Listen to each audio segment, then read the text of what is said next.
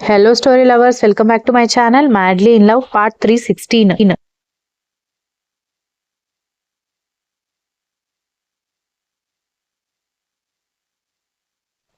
చాలా సేపు మాట్లాడుకుని లేట్ అయింది. మీరు అకాడమీకి కూడా వెళ్ళాలి, పడుకోండి అని చెప్పడంతో ఐ లవ్ యూ అని అతను ప్రేమగా చెప్పడంతో ఆమె కూడా నవ్వుతూ ఐ లవ్ యూ టూ అని చెప్పి ఇద్దరు కాల్ కట్ చేసుకుని దక్ష రేఖ వైపు చూడగానే ఆమె అప్పటికే గురకపెట్టి నిద్రపోతూ ఉండడంతో నవ్వుకుంటూ దక్ష కూడా నిద్రకి ఉపక్రమించింది. ఎవరివో అరుపులు వినిపిస్తూ ఉంటే దక్ష ఉలిక్కిపడి లేచి ఎవరు అంత గట్టిగా అరుస్తున్నారు అని అనుకుంటూ టైం చూసేసరికి ఉదయం 10 గంటలు అవుతూ ఉంటే రాత్రి లేట్ అయింది కాబట్టి ఉదయం లేటుగా లేచిందని అర్థం కావడంతో రేఖ కోసం చూస్తూ ఉంటేనే రేఖ కంగారుగా తన దగ్గరికి రావడం చూసి ఎవరు అంతలా అరుస్తున్నారు, పక్కింటి వాళ్ళ ఎదురింటి వాళ్ళ అని అడిగింది.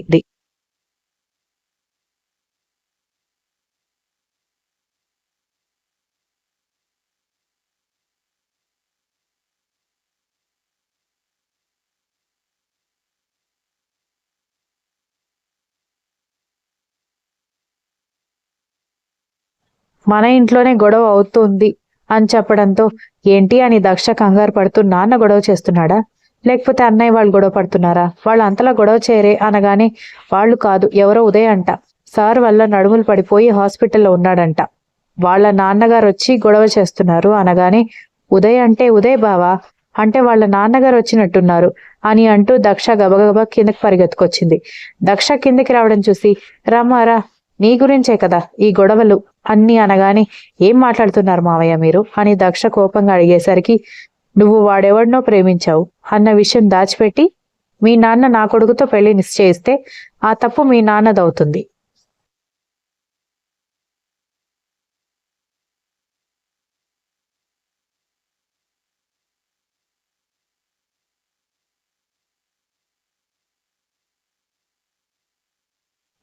కానీ నా కొడుకుది ఎలా అవుతుంది, వాడిని నడిచే వీలు లేకుండా కుంటివాడిలాగా నడుములు పడిపోయిన వాడిలాగా తయారు చేశాడు నీ మొగుడు.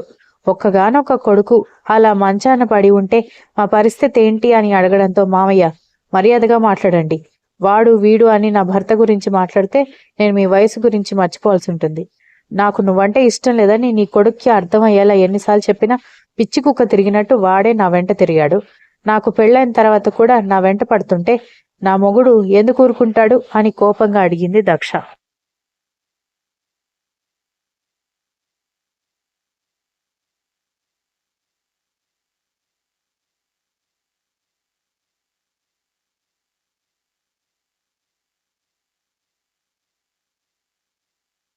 నిజంగా నా కొడుకు నిన్ను అంత ఇబ్బంది పెడుతూ ఉంటే నువ్వు నా దగ్గరకు వచ్చి నీ కొడుకు అంటే నాకు ఇష్టం లేదు మావయ్య, పెళ్ళైన తర్వాత కూడా నన్ను ఇబ్బంది పెడుతున్నాడని చెప్పాలి.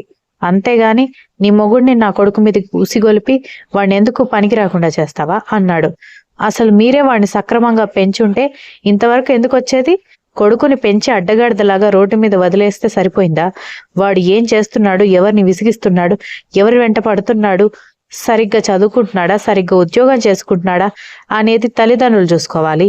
అంటే ఆడపిల్ల వచ్చి కంప్లైంట్ చేస్తే తప్పితే మీరు మీ కొడుకు విషయంలో, మీ పెంపకం విషయంలో మార్పులు చేయరా అని అడిగింది దక్ష.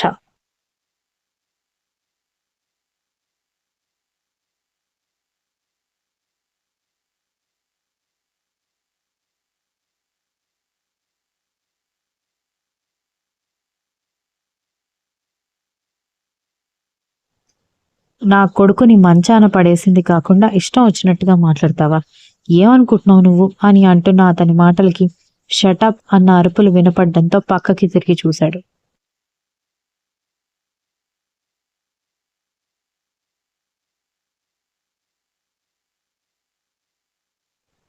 ఎదురుగా శాడిస్ట్ బాబు కనిపించడంతో ఉదయ్ తండ్రి గుటకలు వేస్తూ ఉంటే మీరేంటి ఇక్కడికొచ్చారు అని దక్ష కంగారు పడుతూనే రేఖ వైపు చూడడంతో రేఖ తలదించుకోవడంతో ఎందుకు ఫోన్ చేశారాంటీ అని అడిగింది.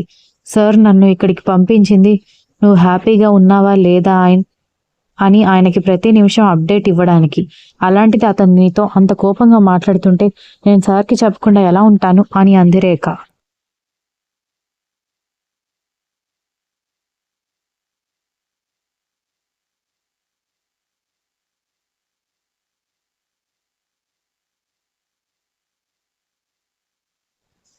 నా పెళ్ళాం నాకే సొంతం, దాని జోలికి ఈగా దోమ వస్తేనే ఒప్పుకోను. అలాంటిది పదే పదే నీ కొడుకు వచ్చి మా లైఫ్ డిస్టర్బ్ చేయడానికి ట్రై చేస్తుంటే అయ్యా అమ్మ అంటే నీ కొడుకు వింటాడేంట్రా? అందుకే పర్మనెంట్గా ఆ పొజిషన్కి తీసుకొచ్చాను. అప్పటికి జస్ట్ ముక్కుకి మేకప్ వేసి ఊరుకున్నా కూడా వాడు మారలేదు, మరేం చేయమంటావు అన్నాడు శాడిస్ట్ బాబు.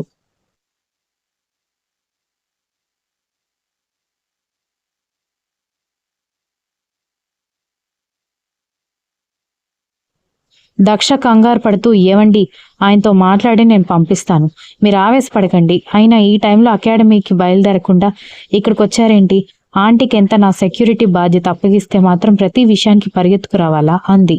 నోర్మయ్, వరుసకి కోడలివి అవుతావు, తన వయసులో సగమే ఉంటుంది, మంచి మర్యాద లేకుండా మాట్లాడుతున్నాడు వాడు.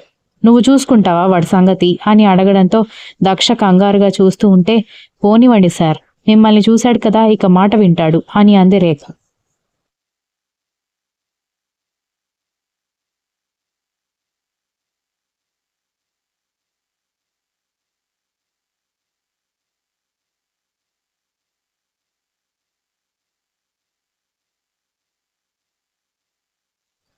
అమాయకత్వానికి కూడా ఒక హద్దు అనేది ఉండాలి రేఖ. వీడి కొడుకు అలా ఎందుకు తయారయ్యాడా అనుకున్నాను. వీడి పోలికలు వీడి లక్షణాలే వచ్చినట్టున్నాయి వాడికి. కొడుకు అలా ఉంటే తండ్రి ఇంకెలా ఉంటాడు అని కర్ణ అంటూ ఉంటే, నా కొడుకుని ఎందుకు పనికి రాకుండా మంచానికి పరిమితం చేసింది కాకుండా నన్ను కూడా ఎదిరిస్తావా అని అతను కర్ణతో అంటూ ఉంటే, చూశారుగా చెప్పానా అని అన్నాడు. ఏంట్రా వాళ్ళు చూసేది, నువ్వు చూపించేది అని అంటూ ఉంటేనే, చూడు, వయసులో నాకంటే పెద్దవాడివి, నీ కొడుకు పొజిషన్లో నిన్ను పడేస్తే బాగోతురా అని కర్ణ అంటూ ఉంటే, నీకు మీ అమ్మ మంచి మర్యాదలు నేర్పించలేదా? తండ్రి వయసున్నవా నాతో ఇలా మాట్లాడుతున్నావు అని వాడన్నాడు.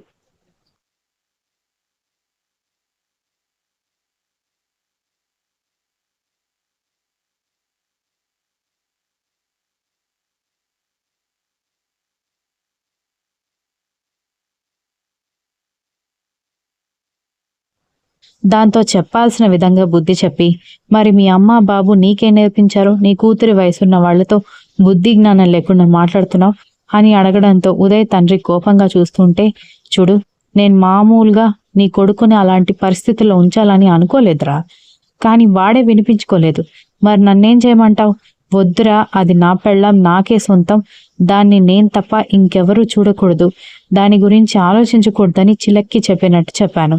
వాడు వింటాడా? వినకుండా ఇలా మంచానికి పరిమితం అయ్యే పరిస్థితి వరకు నన్ను రెచ్చగొడుతూనే ఉన్నాడు. మరి నన్నేం చేయమంటావు? అందుకే వాడలా మంచంలో పడ్డాడు, అందులో నా తప్పే ఉంది అని అన్నాడు కర్ణ.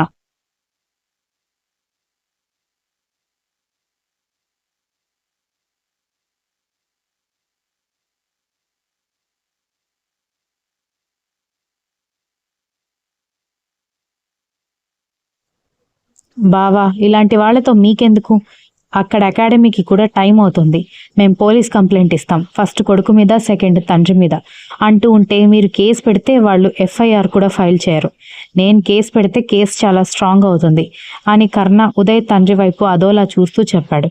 ఇప్పుడు గనుక పోలీస్ కేసు పెడితే ఇద్దరు వెళ్ళి జైల్లో కూర్చోవాలి. ఫ్యూచర్ క్లియర్గా ఉదయ్ తండ్రి కళ్ళల్లో కనిపించడంతో వెంటనే కర్ణ కాళ్ళు పట్టుకుని, క్షమించు బాబు, ఏదో రోషానికి పోయి గొడవకొచ్చానే గాని ఈ వయసులో జైల్లో ఉండి జైలు ఫుడ్ తినలేను అన్నాడు.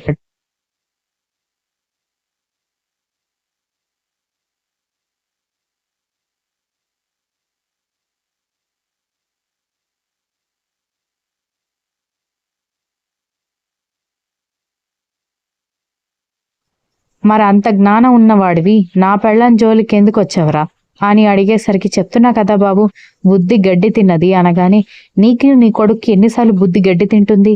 దాని బదులు మీరే కొంచెం గడ్డి తినండి, మీకు బుద్ధి వస్తుందేమో చూద్దాం. వెళ్ళండి, ఇంకొకసారి నా దరిదాపుల్లో గాని, నా పెళ్ళాం దరిదాపుల్లో గాని కనిపిస్తే కాళ్ళు పట్టుకోవడం కాదు కదా, ఏడ్చి గీ పెట్టినా సరే మిమ్మల్ని వదిలిపెట్టను అనగానే, బ్రతుకు జీవుడా అంటూ పారిపోయాడు ఉదయ్ తండ్రి. Continuous. If you like the story, please like, share, comment and don't forget to subscribe.